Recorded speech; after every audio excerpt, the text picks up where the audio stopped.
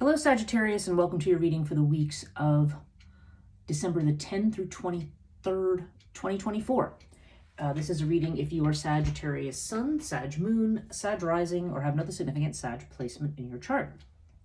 If you're new to this channel, welcome. It's good to have you. And if you're returning, welcome back. As I note that in the description box below is a link to my website and also to my Instagram account, where my Instagram account, I do a daily tarot reading on my live stream, Morning Coffee with Breach. So if you want to check that out on a daily basis, or just the recordings, I do eventually upload all the recordings to YouTube. Sometimes I just do them in batches of a week, 2 weeks, but you can always wait to see them here as well, and whatever one you choose might be the one for you. And also, if you want any of my services, readings, astrology charts, healing, mainly Rahani, celestial healing, and Reiki, and also spiritual coaching and some other things as well. Again, you can check out my website for more information. And right now, let's just get into your reading. We are definitely coming down off of a period where, okay, Neptune's gone direct.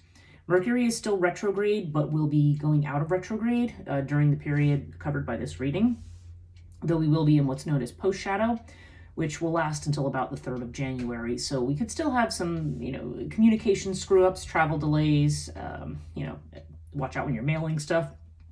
I always think it's great that Mercury retrograde happens around a time of year when we're mailing, packages to people and stuff. But it seems to be kind of a thing right now that this is the third one that we have every year. And Mars has also gone retrograde. So we do have to watch our temper, our feelings, our impatience, and things like that. So, and there's some other significant aspects. Venus has moved into Aquarius and has been in opposition to Pluto. So, some very strong feminine energy coming in here. Really opening up could have to do with relationships, could just have to do with aspects of how we deal with the feminine in our lives, and feminine with a capital F, really, not just the women or girls in our lives, but just the idea of what we tend to conceive of feminine, our emotions, our intuition, the idea of yin, like passivity rather than actively aggressively going after things, that kind of stuff. So now I have cards that I'm going to pull this week. I always use Murray Hope's Way of Cartouche. I always do a horoscope spread and clarify with a tarot deck. This week I'm using the very beautiful Sea Witch Tarot, which was gifted to me by one of my clients. So thank you very much for that. And I'm also had the Archangel Fire Oracle as our extra deck for this week. But before I lay these cards, I found myself looking at them. So I want to talk a little bit about the Cartouche reading by itself. Okay, first of all, there's something going on. Okay, those of you who are looking for love, there's some kind of communication, some kind of new relationship coming up here, because you've got air and scarab in the two houses that are related to relationship. So if you are looking for love, there does seem to be, air could mean like a message from somebody. Air can also mean somebody maybe who's been a friend who becomes something more than a friend. There is Sag energy up in your 11th house, which is your house of friendship, and that's the house of Aquarius. So I don't know if this is referencing the person. We're going to clarify, so we'll see who comes up in these houses for you. So I don't know. There's definitely the idea of somebody strong who has a good head on their shoulders. But again, somebody maybe who there's been a friendship before there has been a relationship. But it does seem like there's going to be new beginnings in love. If you are already married or already in a relationship, some of you, I don't know if some of you are working on a writing project of some kind or something like that, because air, or something, podcasting, something. There's some kind of creative venture that seems to have to do with writing, speaking, communication of some kind. Maybe you're teaching something. But this is also a possibility here for this 5th house in terms of what we're looking at. And if you are already married, then I would say that the Scarab card could indicate, there's some kind of new start coming for your relationship, in some fashion. If you're having health issues, got great news. Wing disc indicates overcoming any kind of problems there.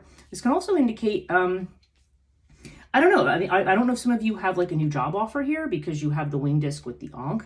So in the houses related to career and job, because Ankh definitely suggests doing something or moving towards something that really comes from the heart, something that moves you, that you really like. But we also have Nephthys over here in the 2nd house. So this indicates something that's not happening yet. Now, 2nd house has to do with money and finance.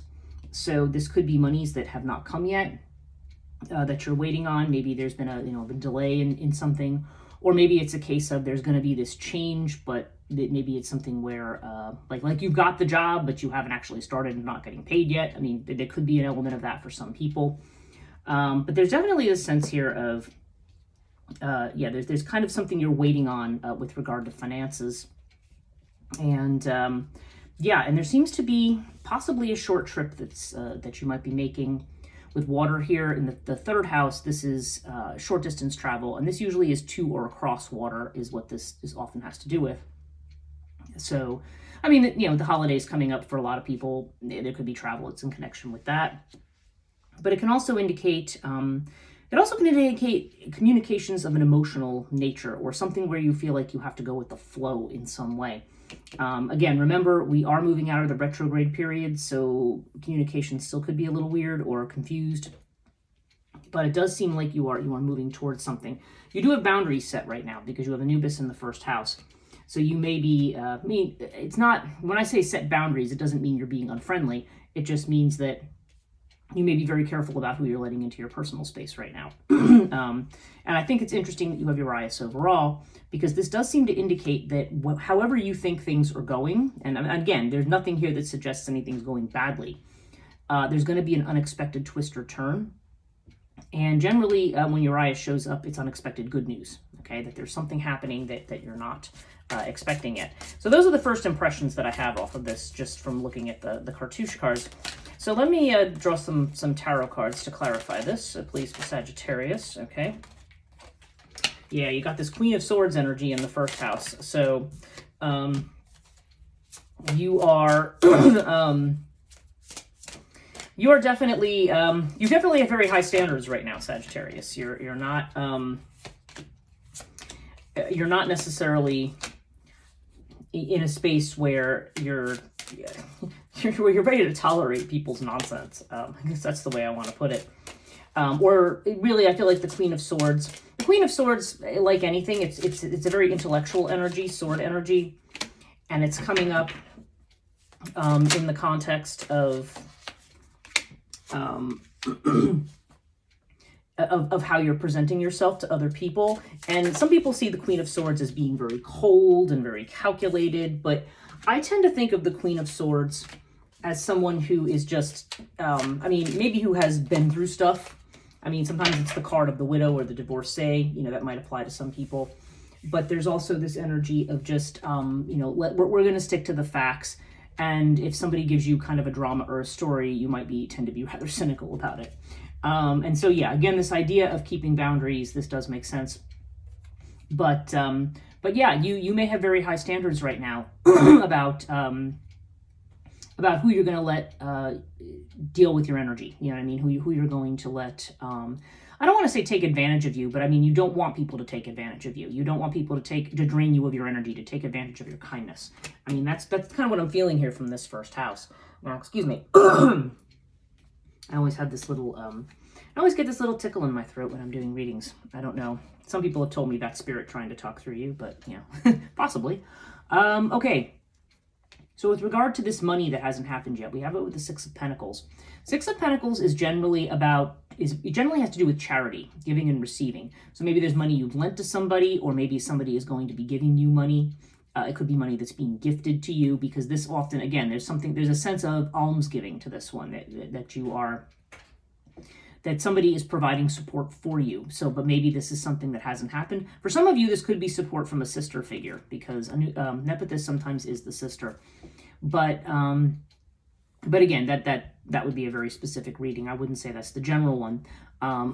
There's something about equal exchange of energy here, and not either letting people take advantage of you. And again, maybe you've made somebody a loan and maybe they haven't paid you back yet. I mean, that's another possibility here. But I just feel very strongly that there's something about an energy exchange or an equal give and take that's coming up here. And Nephthys seems to indicate something that has not been received yet, or may not be received within this time period. Now, again, it's a card of not yet, not never.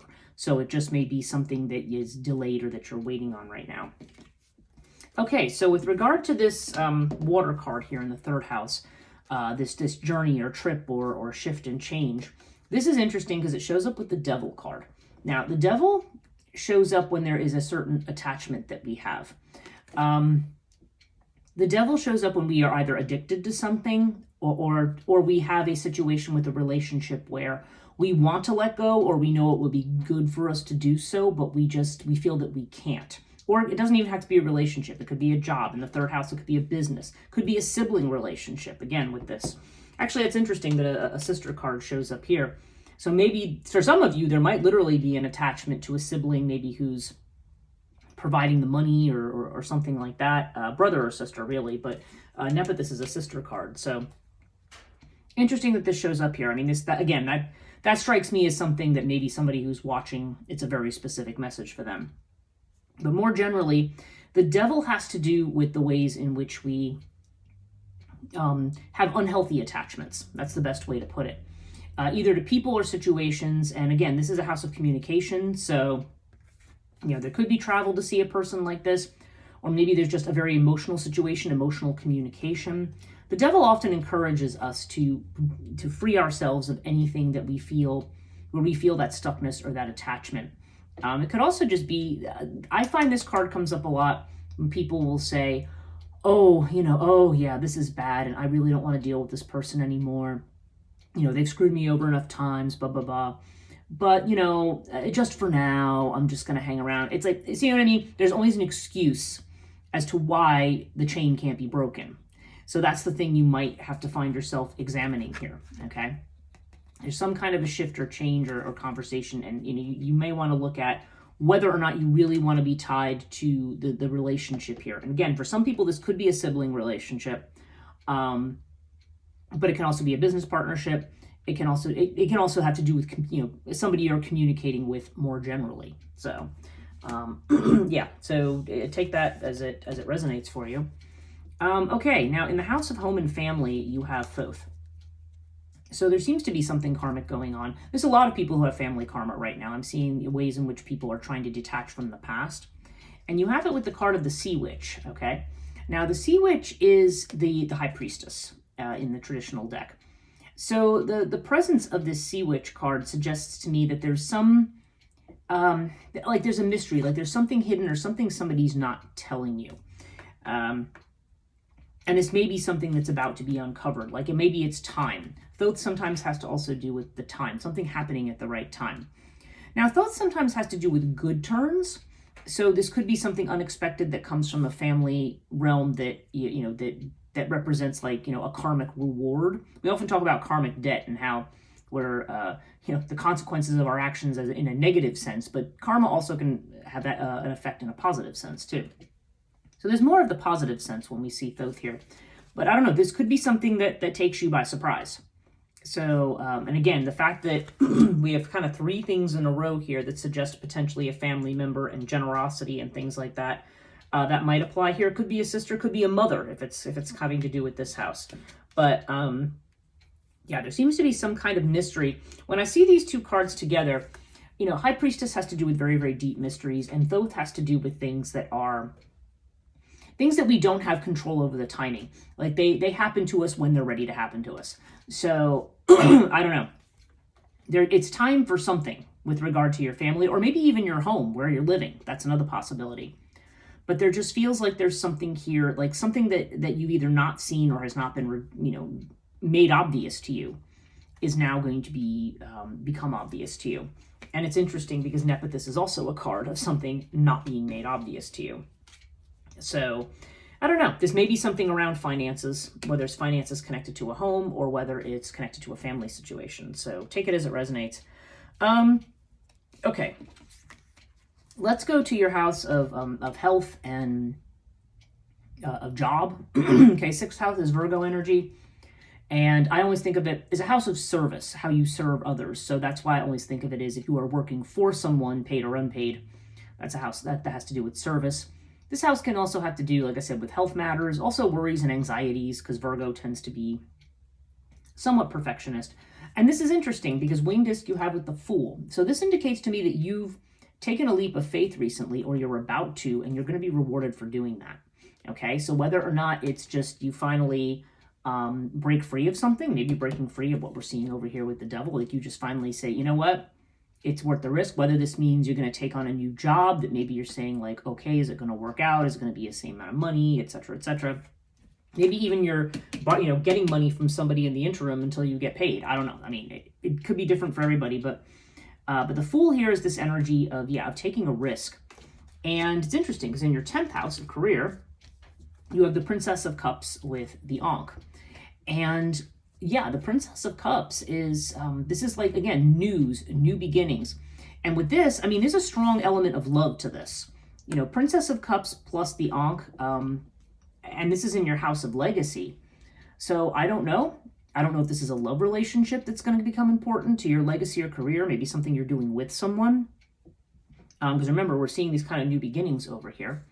Or whether this is just you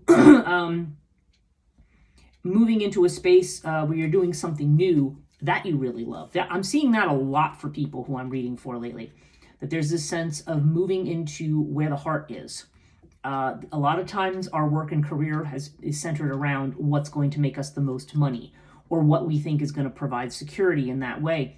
Though frequently what happens with jobs that are very, very high paying is that you are wedded to the job. Now, unless that job really reflects something that is truly a part of you that you really love, that really represents your soul and what you have to offer, a lot of times this is you against your own soul. You're doing this kind of thing because you feel this is what you need to do for security. Okay, this is the Capricorn house. And that's often, those were the lessons of Pluto and Capricorn that we've just moved out of. And definitely in this new era, this like Pluto and Aquarius, we're definitely being moved in a direction of what makes our heart sing, and where does our soul connect in with our legacy. I feel like a lot of people, I think especially in the face of AI and things like that, where we're willing to give our creativity and everything else over to a machine, basically, that's just cannibalizing other people's stuff and repurposing it.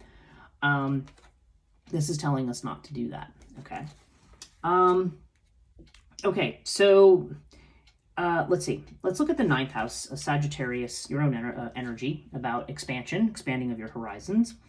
And this is interesting. You have Isis with the Hierophant here. Again, there's this kind of high priestess type energy.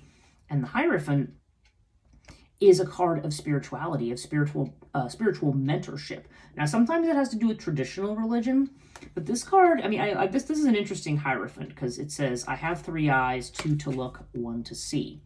So this almost suggests to me that you are expanding your horizons spiritually, that this is you being able to see the bigger picture. Now, if you're not a particularly spiritual person, this could be a sharpening of your intuition. This could be just recognizing, again, that what's the things that are just in front of you that you look at are not what the bigger picture is. And there's definitely a strong sense. And there could be somebody who's even going to mentor you in this way. Now, with Isis, this could be a woman, because Isis has a very strong motherly vibe here. But it's also a lot about feminine wisdom, okay? So, there's some kind of an expansion of horizon that's related to that. Isis sometimes also comes up when we need to persevere very patiently with something. So if you've been on a certain kind of a path, and maybe, again, with Mars retrograde, we tend to feel impatient. We tend to look at, feel dissatisfied. You've got this Queen of Swords energy in the 1st house. So you may be kind of like, look, I don't want any nonsense right now kind of energy. You may be called to be a little bit more caring and more compassionate. Maybe you're even moving into a field or learning about something, because this can have to do with higher ed as well, that is connected to something of a more nurturing type of, a more nurturing nature, let's put it that way. And I mean, you may be being called to, again, there's this call to the heart space. And I have a feeling that, I don't know, this looks to me more like an expansion of spirituality is going to be the way that you're going to move forward here. Let's look at your Aquarius house, the 11th house. And that's your destiny, what you're trying to manifest, but also your social relations, your friendships, things like that. And you have the Princess of Wands with Osiris. Okay, so remember we were looking at that. Again, you've got a Princess of Cups and a Princess of Wands. So you have messengers here. You have messages coming in. And Princess of Wands is a very enthusiastic message. It's full of new ideas and spontaneity and energy. It's like it's enthusiasm for this great new inspiration that I have and trying to put it into place. And so I feel like you're going to be having some good news about maybe something you're trying to establish here. This could be messages that are coming in, again, from your friend group, your networking group, your social media, something. But there's a sense here that you may be seen as a leader in some way. So, yeah, interesting. And the fact that your career house is showing you kind of bringing you messages regarding to doing what you love and being in the space where you are doing what you love and taking the risk to do that.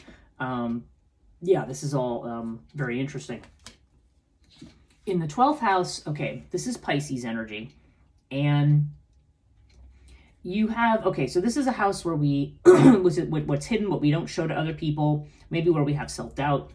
And you have Hathor here. Okay, so whether or not this has to do with the female figure that I'm kind of seeing here or up here, I don't know. There could be, Hathor usually shows up more, though, when we are doubting, sometimes doubting our attractiveness to another person, or doubting our ability to get organized and get all the moving parts of something together. So you take it as it resonates for you. But Hathor is definitely this energy of, it's a very cozy domestic energy, but it's also like the ultimate feminine card. So there's something here that's unconsciously where we may have certain doubts. And with the Nine of Cups here, this has to do with our wishes, with what we feel, what we want. So the Nine of Cups here is saying, I feel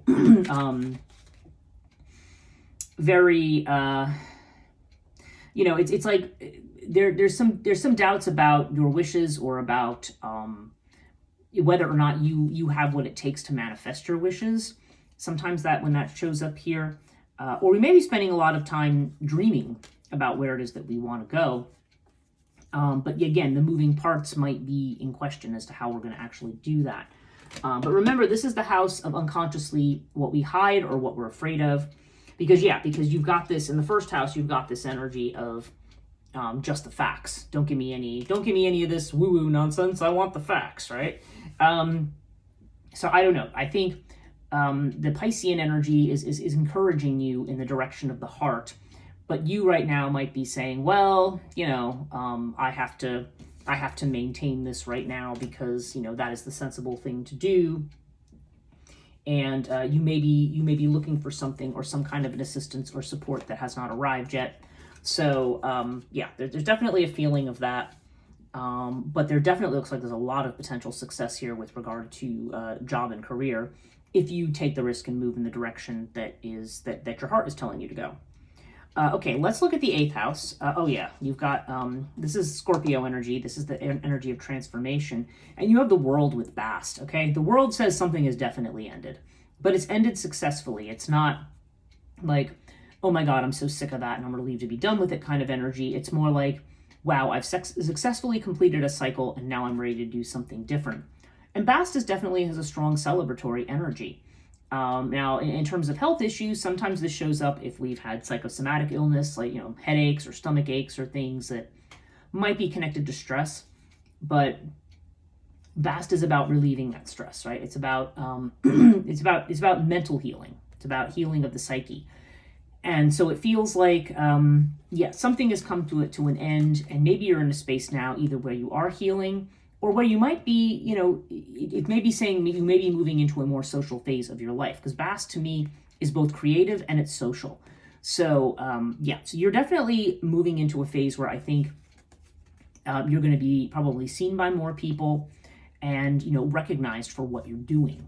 Whereas right now, maybe you're feeling like, people don't appreciate what I want. Like, it's always about what they want, but not what I want, right? Like, there's kind of a vibe potentially of that here. But, so I'm trying to look at these things kind of together. I don't know. There's just like a lot of news and a lot of new possibility here. A chance for expansion, for moving to a higher level. But right now, you are feeling very protective, and there may be something that you're waiting on here, something that you're not quite willing to let go of yet. Let's look at the relationship thing again. Okay, so with air, you have the Four of Swords. Now, the Four of Swords is like being in retreat, resting, waiting. Again, this idea of healing. Now, either you or the person you're interested in romantically may be somebody who is going through this process of healing. Maybe it's somebody who's remained a friend because they haven't really been ready to move beyond that. But in the 7th house with this new beginning, you have it with the Empress energy, which is strong Taurus energy, as is the Hierophant up here. Now, again, that doesn't necessarily mean the person has to be a Taurus, but Empress energy, again, there's that, it's interesting. You've got almost that Isis, you got that Isis Hathor, the Sea Witch, which is the High Priestess. You've got this very deep, mysterious, feminine, or motherly kind of a vibe here going on. So I almost feel like there's somebody, whatever this new beginning is, it's somebody maybe who sees you as somebody that they can feel safe with, somebody who they feel is going to be nurturing, okay? And that's interesting because that's not the way you're presenting right now. And maybe that's also why this person is held back, because they may be looking at you like, okay, this person is, this person's a, all business, no nonsense kind of person, and maybe they just want to be friends, or maybe they're just, if they wanted to get close to you, there may be the sense that they feel that they can't, or either they're wounded or you're wounded, or responding from that space. But it feels like a conversation may happen here, and then you're kind of moving into this space where you can start to plant the seeds of a relationship. For some of you, this new beginning, like if you're married, and if this is still a possibility on the table, there could be another pregnancy when the Empress shows up. That is possible, that there could be something like that. It could be a new beginning involving a mother. I mean, if somebody has to have their mother move in with them or something. Again, that's very specific. But yeah, there's this strong energy of when the Empress shows up into me in a relationship house, it's somebody with that kind of energy where one feels safe, nurtured, and protected, whether that person is actually a mother or not. But there's a very strong feeling of abundance here coming from a relationship or from a new relationship. So yeah, take that as it resonates. If you're already married, this definitely is either a focus on somebody's role as a mother or just on providing that safe and secure space for people. And seeing this kind of change down here in the 4th house with the Sea Witch, yeah, maybe it's connected to something like this, like whatever it is you're going to learn or whatever's happening right now, may put you in a space where here you're being the Queen of Swords, and here you're being a little bit more nurturing in your connection with other people. So that's interesting. I feel almost like you're being called to open up to something new and to take a risk. Like there's a period of healing that is coming to an end. Interesting, you've got this 4 energy here, this number 4 energy. So you can take that as it resonates. Okay, let's look at your overall. With your eyes, you have the Princess of Swords. Okay, Princess of Swords is kind of like, I call it like the energy of being secretly watched, or again, it's like you're about to learn something that's been hidden from you. And it's interesting because you have the 3 Princess cards, which are the page cards in other decks. There's people around here. There's people talking. There's people saying things. And, what you're going to find out about people or what's not been said to you directly, it's going to surprise you, and it does seem like it's going to be something that takes you on a new path. So, yeah, a lot here about messages and communication. Definitely we're looking at higher spiritual things. There's something here that's come to an end, but it's come to a successful conclusion. Remember, the World is not a card of, the tragic ending. This is a card of the successful ending. And also for some people, this can indicate expansion and exploration, maybe, travel around the world or something like that. I mean, that's always a possibility with that. So yeah, interesting reading that you have, Sagittarius. Let's do an angel card for you. So what does Sagittarius need to know? We're looking at December 10th through 23rd. Okay. Okay. Oh, interesting. Your card is Archangel Gabriel. Okay. And the Gabriel card, I actually literally just got this one before. I'm going to read you the quick message from it. This is that Gabriel has to do with our holy purpose, is the Holy, holy purpose. Message, you are in total alignment with your sacred purpose. Feel hopeful. All is unfolding exactly as it should according to the divine plan for your life. Okay, assuming you believe that there's a divine plan. But nonetheless, I would still suggest that our lives do tend to be on a certain track that is governed by things that are larger than us. And you are definitely seeing that in your 4th house here. And also, I'm looking at the Hierophant here in your own 9th house. Yeah, this is you moving towards a higher purpose. And that may be also why the Ankh is showing up in your 10th house. Like you are being moved towards the place not only where your heart and soul is, but where you're really, for whatever reason, is the best place for you in this life. Okay? So very interesting here. So yeah, this all looks great, Sagittarius. Thank you so much for watching. If you did like this video, please give it a thumbs up, subscribe, and hit the notification bell if you want to be notified about future videos. Thank you for watching, and we'll see you next time.